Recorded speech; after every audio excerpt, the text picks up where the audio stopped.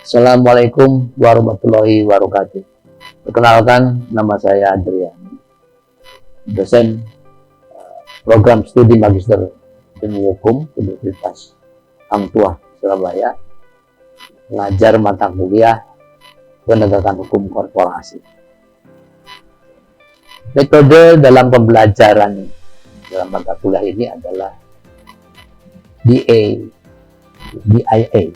Delivery, Interaction, dan Assessment, yang fokus pada student centered learning, blended learning, diskusi kelompok, dan studi kasus. Video ini dibuat untuk memenuhi salah satu persyaratan sertifikasi dosen tahun 2026, yaitu pernyataan diri dosen dalam unjuk kerja Tridharma Perguruan Tinggi PDD UKT PT, khususnya di aspek pengajaran. Mata kuliah penegakan hukum korporasi merupakan mata kuliah wajib bagi mahasiswa program Magister Hukum semester 2, program kekhususan Hukum Peradilan, Fakultas Hukum Universitas Hang Tuah, Surabaya. Mata kuliah ini memiliki bobot 2 SKS selama 1 semester, dengan teori dan asesmen akhirnya berupa project analisis kasus.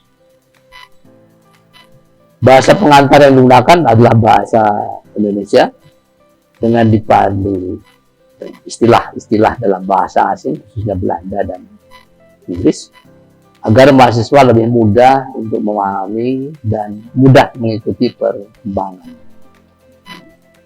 Mata kuliah penegakan hukum korporasi bertujuan membekali mahasiswa dengan pengetahuan dan konsep tentang korporasi dan penegakan hukum serta implementasi. Topik dan struktur mata kuliah itu akan membahas yang pertama, konsep korporasi, di mana konsep korporasi ini ada yang yang pertama menurut doktrin ilmu hukum dan hukum perdata, yang kedua menurut hukum positif, yaitu undang-undang bidang hukum pidana dan undang-undang bidang hukum administrasi negara bersanksi pidana. Yang kedua, identifikasi korporasi. Kita akan membicarakan karakteristik perkumpulan yang merupakan badan hukum dan perkumpulan non badan hukum. Yang ketiga, perkembangan dan karakteristik kejahatan korporasi. Sedangkan yang keempat, perbuatan korporasi dan pertanggungjawaban hukum korporasi. Sedangkan yang kelima, keterlibatan pengendali, pengurus, dan atau jajaran serta pihak lain dalam pelanggaran hukum. Selanjutnya yang keenam, kita juga akan membicarakan mengenai asas-asas dan doktrin hukum yang berlaku dalam pertanggungjawaban hukum terhadap korporasi maupun pengendali, pengurus, dan atau jajarannya serta pihak lain yang terlibat. Yang ketujuh, penegakan hukum terhadap korporasi dan semua pihak yang terlibat dengan suatu pelanggaran. 8. Penerapan sanksi yang sesuai dengan karakteristik korporasi. 9. Perlunya juga suatu penjatuhan sanksi yang bersubstitusi, jadi pengganti terhadap korporasi agar putusan pengadilan itu dapat dilaksanakan. Sedangkan yang terakhir, 10, adalah pembuatan legal opinion terkait kasus-kasus penegakan hukum korporasi. Sedangkan capaian pembelajaran lulusan di mata kuliah ini adalah CPL pertama, mampu menerapkan dan mengembangkan pengetahuan dalam menjalankan pekerjaannya sesuai dengan keilmuan, konsep, dan teori hukum berkaitan dengan korporasi.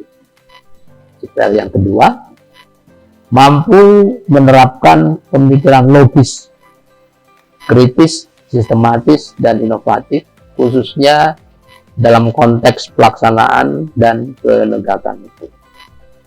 Yang ketiga, mampu menerapkan dan melakukan praktek keilmuan teori hukum sesuai dengan ketentuan peraturan perundang-undangan, norma dan etika profesi hukum.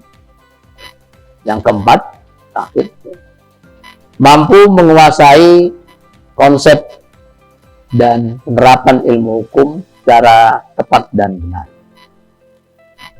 Sedangkan capaian pembelajaran mata kuliah di PMK yang pertama, mahasiswa itu mampu memahami konsep dan mengidentifikasi bentuk serta karakteristik korporasi. PMK yang kedua, mampu menjelaskan perkembangan dan mengidentifikasi karakteristik kejahatan yang dilakukan oleh korporasi.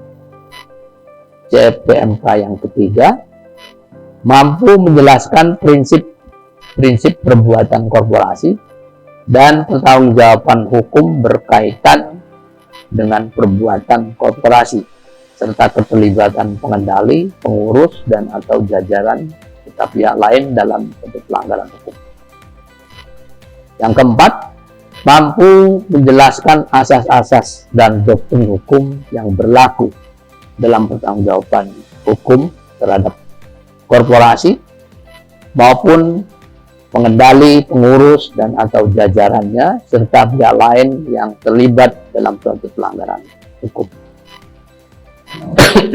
Yang kelima, mampu menjelaskan, menganalisis penegakan hukum terhadap korporasi dan mengidentifikasi semua pihak yang terlibat. Yang keenam, mampu menjelaskan dan menganalisis pemberlakuan serta penerapan sanksi sesuai dengan karakteristik korporasi serta perlunya sanksi bersubstitusi, baik yang tercantum dalam peraturan perundang-undangan maupun dalam putusan pengadilan. Yang ketujuh, mampu menjelaskan dan menganalisis kasus-kasus konkret dalam penegakan hukum korporasi serta terampil dalam menyusun legal opinion. Sedangkan referensi yang digunakan sebagai referensi utama adalah buku, yang kebetulan saya sendiri sudah menyiapkan buku, beberapa buku saya disiapkan, dan ada juga buku dari penulis-penulis yang lain serta pendukungnya, referensi pendukung. Ada beberapa buku juga yang dari penulis asing yang kalau misalkan suka berbahasa asing, dan ada beberapa jurnal yang memang sudah saya persiapkan dari hasil penelitian saya sendiri. Sedangkan sistem dan metode pembelajaran, yang pertama sistem pembelajaran adalah sinkronus. Ini berupa tatap muka di ruang kelas atau dengan menggunakan ruang Zoom sebagai tool web conference. Kemudian yang asinkronus menggunakan WhatsApp, WA group. Kemudian juga ada link Sister UHT untuk memfasilitasi mahasiswa dalam berdiskusi maupun belajar dan mengerjakan tugas kelompok. Sedangkan metode pembelajarannya adalah kita fokus pada keaktifan mahasiswa, aktif, mengutamakan peran dan keaktifan mahasiswa. Waktu dan evaluasi pembelajaran. Waktu pembelajaran 16 pekan selama 1 semester, di mana pekan ke-1 sampai dengan ke-7 merupakan pemaparan materi, kuis dan tugas. Sedangkan pekan ke-8 itu UTS, pekan 9 sampai dengan ke-15 pemaparan materi kembali, kuis, tugas, dan diskusi kelompok. Sedangkan pekan ke-16 adalah UAS. Evaluasi didapat dari 4 komponen, Yang pertama kuis interaktif, yang kedua penugasan, dan bisa juga dibarengkan dengan diskusi, baik perorangan maupun kelompok dengan rubrik penilaian sesuai tugas. Kemudian yang ketiga UTS dengan soal yang isi, dan yang keempat UAS dengan proyek berupa pembuatan legal opinion dari kasus-kasus yang konkret yang ada di masyarakat dengan rubrik penilaian yang disesuaikan. Bobot penilaian dari masing-masing evaluasi, kuis 10%, penugasan dan bisa dibarengi dengan diskusi tadi 30%, UTS 20%, dan UAS 40%, dari total semua ada 100%. Demikian pengenalan diri dan pemaparan mata kuliah penegakan hukum korporasi. Untuk selanjutnya saya sampaikan perkuliahan sinkronus tatap muka. Demikian, terima kasih. Assalamualaikum warahmatullahi wabarakatuh. Selamat siang saudara-saudara semua. Siang ini kita akan membahas mengenai penegakan hukum korporasi. Baik, pertama-tama kita lihat dulu literaturnya. Saya sudah menyiapkan buku, judulnya Mereview Konsep Pertanggungjawaban Pidana Korporasi, terbitan Skupindo Surabaya tahun 2019. Kemudian juga ada buku saya, judulnya Pemikiran dan Teknik Pembuatan Putusan Pemidanaan Terhadap Korporasi. Itu saya buat di Bandung, ya. CV Bandar Maju. Kemudian saudara juga bisa pelajari bukunya Prof. Arif Amrullah. Judulnya Kejahatan Korporasi, penerbitnya Bayu Media Publishing Malang tahun 2004. Kemudian juga bisa baca bukunya Prof. Dwija Priyatno. Judulnya Kebijakan Legislasi tentang Sistem Pertanggungjawaban Pidana Korporasi di Indonesia. Itu juga terbitan di Bandung. Kemudian jurnal juga begitu. Itu terbit di Jurnal Universitas Muhammadiyah tahun 2017. Kemudian yang ketiga, masih jurnal saya juga, judulnya Prinsip Penentuan Terjadinya Perbuatan Pidana oleh Korporasi. Ini saya sumbangkan waktu itu ke buku untuk hadiah Prof. Fran Limahelu, usia 80 tahun. Ya, bukunya jadi sebagai kontributor naskah dalam buku Eksistensi, Fungsi, dan Tujuan Hukum dalam Perspektif Teori dan Filsafat Hukum. Ya. Baik, itu tahun 2020. Ya. Nah, kita akan bicara mengenai awal dulu, ya, yaitu pengantar, terdiri dari subjek hukum, pengertian korporasi, perluasan pengertian korporasi, dan badan hukum. Ya. Nah, ini ada bagan. Jadi subjek hukum atau reh person, dia merupakan pengemban hak dan kewajiban. Jadi, subjek hukum itu merupakan pengemban hak dan kewajiban. Terdiri dari manusia atau natural person dan badan hukum atau reh person. Nah, natural person dan reh person itulah yang disebut dengan orang atau person. Jadi sebenarnya orang atau person itu konstruksi hukum. Kalau manusia itu konstruksi biologis. Jadi beda. Ya. Orang itu bisa terdiri dari manusia dan badan hukum. Jadi nggak selalu manusia, orang. Kita sudah terbiasa menyebut manusia itu orang. Karena yang namanya orang adalah satu konstruksi hukum. Dia bisa manusia, bisa badan hukum. Atau reh person, atau sekarang disebut dengan istilah populer korporasi. Ya. Oke. Pengertiannya, ada dua pengertian korporasi. Yang pertama, menurut doktrin ilmu hukum, itu dalam hukum perdata dan dalam pandangan hukum administrasi negara. Ya. Jadi yang namanya korporasi itu adalah badan hukum. Dia menunjuk pada badan hukum atau reh person. Contohnya perusahaan terbatas, PT, yayasan, dan menyebut bahwa korporasi itu tidak melulu reh person, tidak melulu badan hukum. Tapi ada juga yang non badan hukum. Non badan hukum itu contohnya CV, firma, UD. Tapi dalam doktrin yang namanya korporasi itu dia selalu badan hukum. Pasti badan hukum. Sebaliknya yang menurut hukum positif kita yang ada 120 undang-undang itu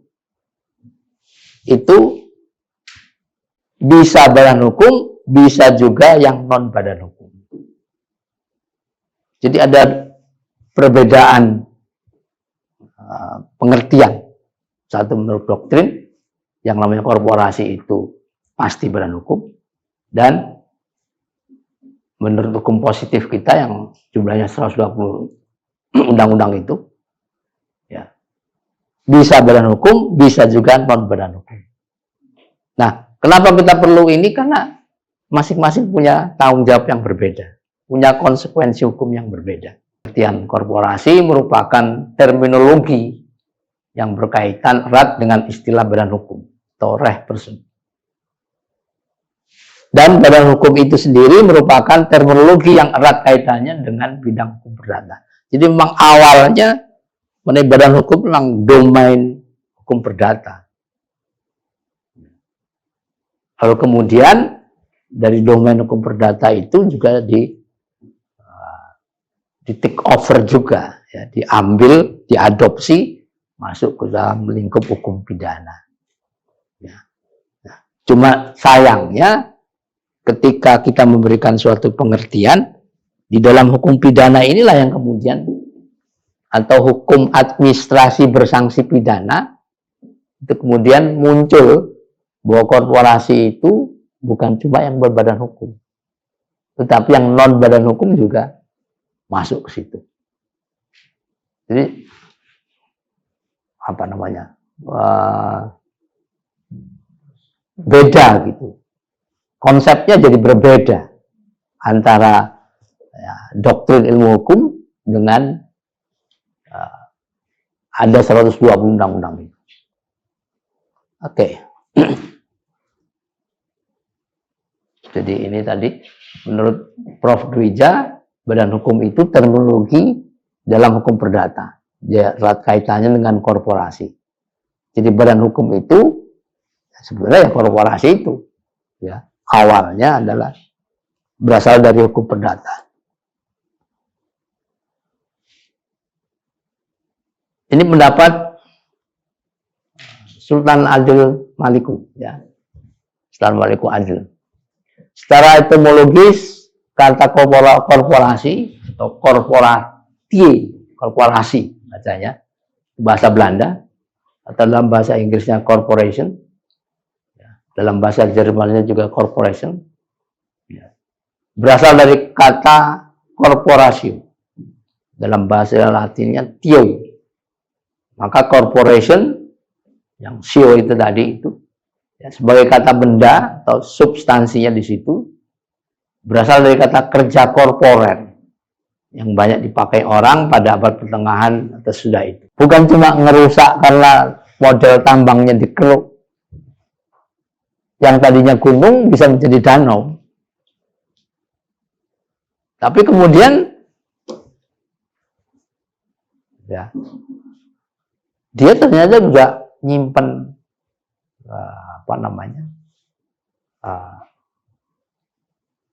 polutan-polutan unsur pencemar itu, namanya tailing. Kemudian terjadi hujan lebat, maka tiling yang ada di atas gunung itu turun ke bawah.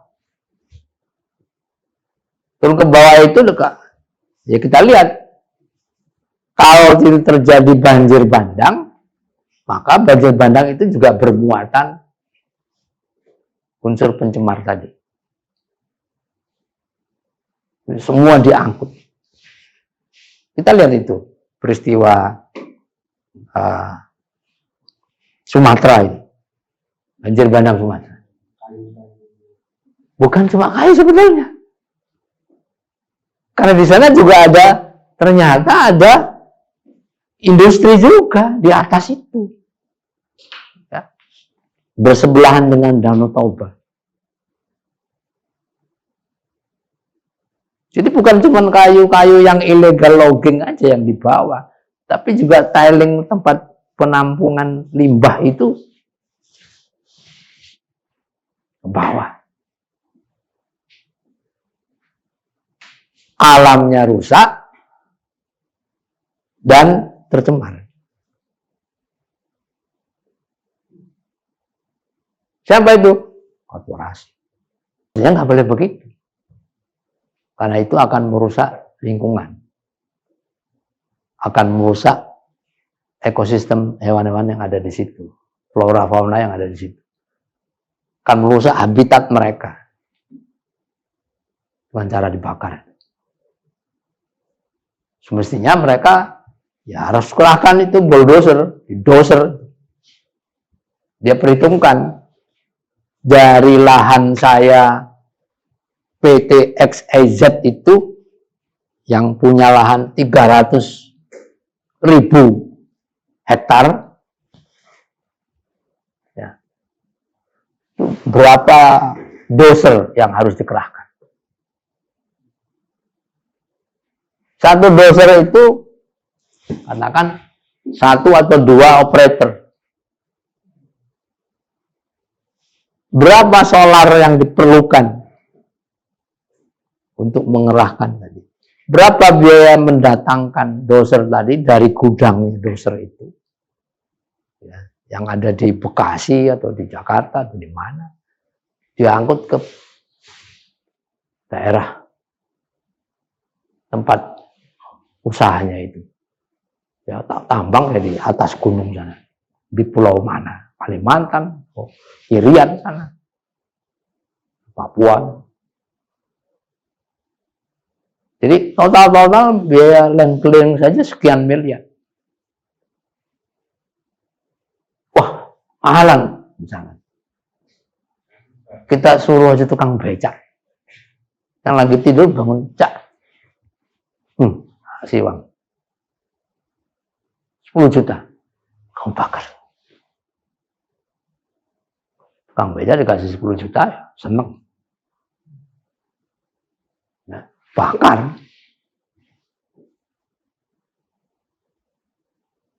Penegak hukum yang nggak mengerti konsep ini, dia akan tangkap itu tukang becaknya, penjarakan.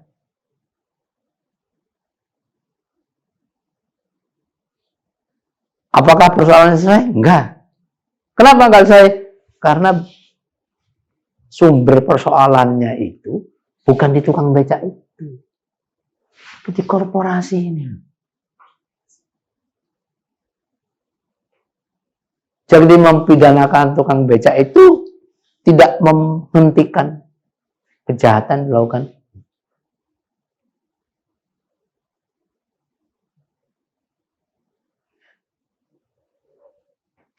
Sehingga kalau dia tidak tahu ini, konsep ini, ya cuma tukang becaknya. Bagi korporasi gampang. Oh, tukang becak yang itu ditangkap polisi ya? Oh, cari tukang becak baru. Selesai. Mendingan saya keluar 10-20 juta untuk ngasih uang potong bakar daripada harus bermiliar-miliar. Begitu. Nah, tadi corporate crime itu sebetulnya dalam rangka mengantisipasi. Jangan tukang becak, itu loh sumbernya. Sehingga jangan keliru mempidanakan, jangan keliru mempertanggungjawabkan, menetapkan tersangka terdakwa.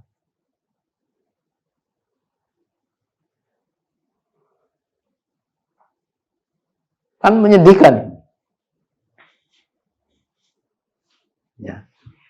Ironisnya sampai hari ini masih kayak begitu. Atau yang sudah modern sedikit, ya, korporasinya sudah mulai ditindak, tapi sebetulnya bukan korporasi itu. Karena korporasi ini juga bisa memerintah korporasi lain, sama seperti memerintah tukang becak tadi. Ini. Itu menjadi persoalan serius, ya, sampai hari ini. Ya. Kenapa tambang-tambang kita, ini mohon maaf ini para pemilik tambang, ya, yang jelas dia merusak lingkungan, tindakannya bisa dibilang minim.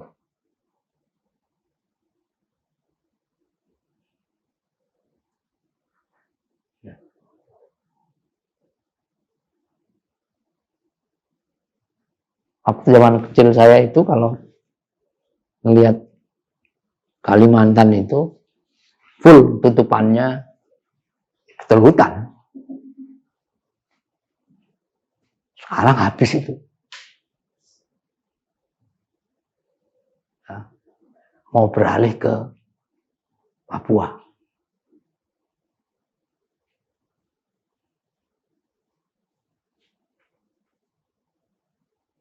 Kalau gitu nggak boleh nambang, boleh. Tapi kan ada cara yang lain, ada teknologi, ada pengetahuan di situ. Kenapa sih nggak diterapkan?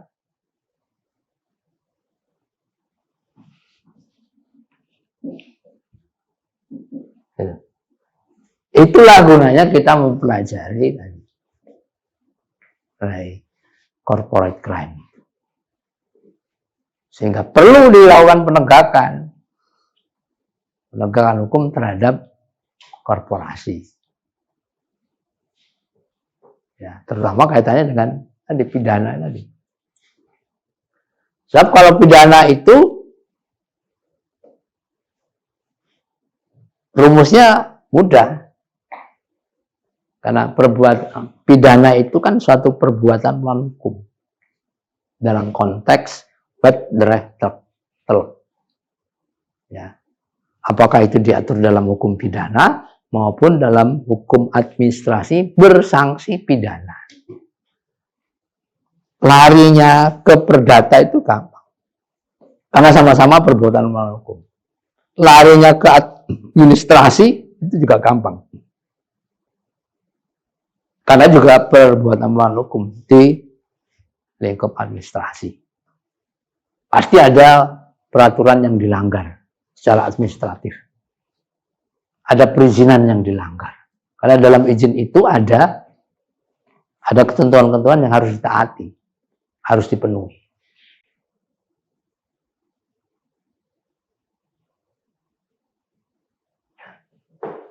Jadi berpangkal dari corporate crime itu bisa ditarik ke bidang hukum yang lain.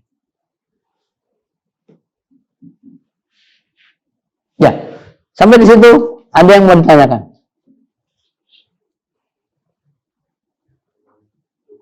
Cukup ya? Oke. Jam berapa masih? Udah lebih ya? Oke. Baik. Saudara-saudara sekalian, kuliah hari ini kita akhiri. Ya, kita lanjutkan minggu depan, minggu berikutnya. Ya. Baik, selamat siang. Waalaikumsalam warahmatullahi wabarakatuh. Ya.